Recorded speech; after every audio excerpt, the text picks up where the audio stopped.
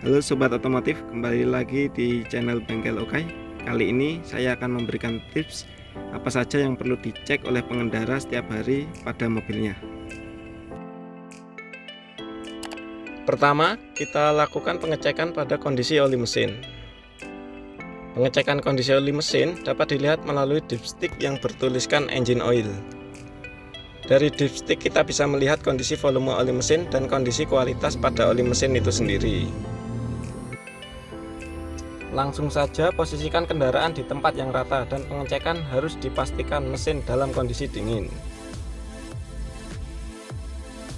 Kemudian siapkan tisu atau lap kering, tarik dipstick dan bersihkan terlebih dahulu oli mesin pada bagian ujung dipstick menggunakan tisu atau lap kering. Setelah bersih, masukkan kembali dipstick ke lubang dipstick dan pastikan tertancap penuh. Tarik kembali dipstick dan posisikan dipstick secara horizontal. Pada dipstick ada tulisan H dan L. H artinya high dan L artinya low atau kurang.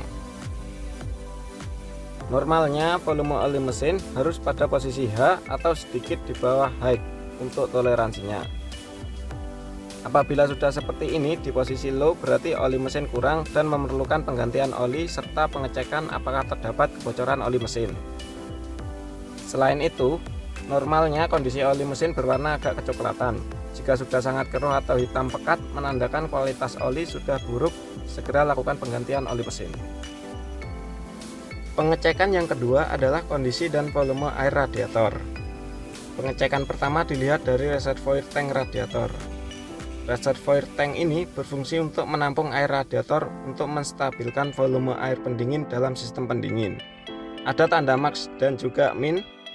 Selalu pastikan pada posisi max tidak kurang atau berlebih. Jika kurang, tambahkan menggunakan air coolant. Jika terlalu berlebih, segera lakukan pemeriksaan ke bengkel, karena bisa jadi itu adalah tanda-tanda mesin mengalami overheating. Kemudian, pengecekan air radiator dilihat pada radiator itu sendiri dengan membuka tutup radiator. Pastikan dalam kondisi suhu mesin masih dingin. Pastikan ada air pendingin pada bibir radiator.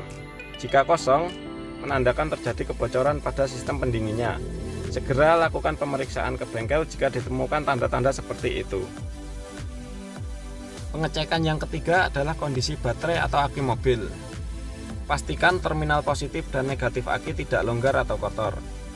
Jika kotor, bersihkan terlebih dahulu menggunakan amplas, lalu kencangkan terminal aki. Periksa kondisi braket aki dan pastikan kencang agar aki tidak goyang saat melakukan perjalanan.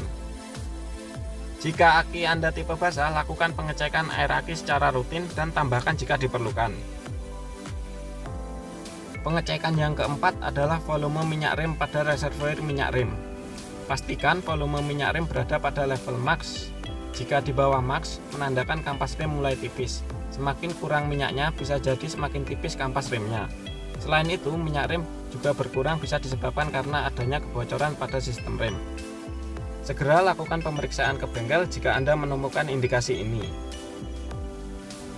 Itulah beberapa tips pengecekan harian yang bisa dilakukan sendiri oleh sobat otomotif di rumah agar kondisi mobil lebih awet dan selalu aman digunakan. Itu saja video kali ini, semoga bermanfaat. Sampai jumpa di video selanjutnya. Salam otomotif.